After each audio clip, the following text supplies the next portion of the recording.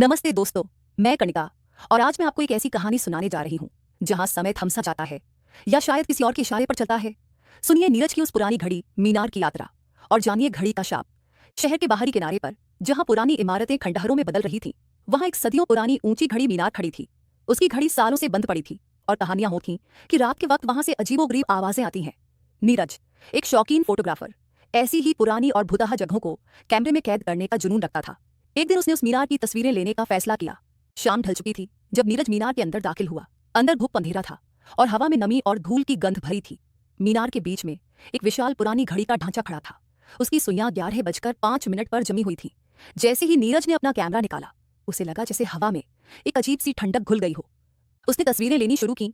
तभी उसे ऊपर से, जहां घड़ी का डायल था, एक धीमी यांत्रिक आवाज सुनाई दी, जैसे कोई पुरानी मशीन घिसट रही हो। वह हैरान था क्योंकि घड़ी तो सालों से बंद थी। आवाज सुनकर उसका दिल जोर से धड़कने लगा, लेकिन जिज्ञासा ने उसे ऊपर की ओर बढ़ने पर मजबूर किया। वह टूटी फूटी सीढ़ियों से होते हुए धीरे धीरे ऊपर पहुंचा। जैसे ही वह घड़ी के कमरे में पहुंचा, उसने देखा कि वहां की धूल भरी खिड़कियों से चांद की रोशनी अंदर आ रही थी और उस रोशनी में कुछ चमक रहा था। ये एक छोटा जंग लगा चाबी का गुच्छा था, ठीक उस जगह पर जहां घड़ी की सुइयां अटकी हुई थी।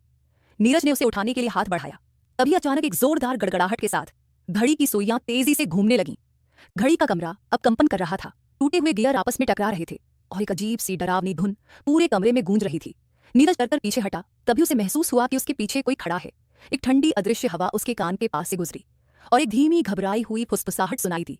तुमने उसे जगा दिया। नीरज ने मुड़कर देखा तो वहां कोई नहीं था, लेकिन सामने घड़ी के पुराने टूटे हुए डायल पर 11:05 की जगह अब 12 बज चुके थे। और ठीक उसी समय उसके हाथ में पकड़ी चाबियां गर्म होने लगी, इतनी गर्म कि उसने उन्हें जमीन पर फेंक दिया।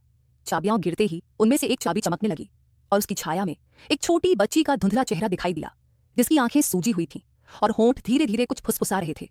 नीरज की चीख निकल गई। उसने बिना सोचे समझे मीनार से नीचे की ओर भागना शुरू किया। सीढ़ियां जो पहले स्थिर लग रही थीं, अब हिलने लगी थी, जैसे कोई उसे नीचे खींच रहा हो।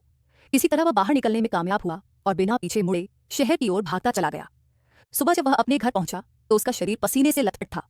उसने अपनी जेब में हाथ डाला तो एक जंग लगी चाबी मिली। यह वही चाबी थी जो उसने मीनार में देखी थी और उस चाबी पर 11:05 का निशान खुदा हुआ था। नीरज को तब से घड़ी की टिक टिक से भी डर लगने लगा। उसे नहीं पता था कि उस चाबी का क्या करना है या वह बच्ची कौन थी, लेकिन उसे इतना जरूर पता था कि उसने उस मीनार में कुछ ऐसा जगह दिया था जो शायद फिर कभी शांत नहीं होगा। तो दोस्तों, आपको क्या लगता है, क्या नीरज ने वाकई किसी आत्मा को जगा दिया था या यह सब उस पुरानी मीनार के एकांत और उसके डर का नतीजा था? उस 11:05 के समय का क्या रहस्य था? अपने विचार नीचे कमेंट्स में जरूर बताइए। और अगर आपको यह कहानी पसंद आई तो भूतों की दुनिया को सब्सक्राइब करना न भूलें, ताकि आप ऐसी और डरावनी कहानियां मिस न करें। मैं कनिका मिलूंगी अगली कहानी में।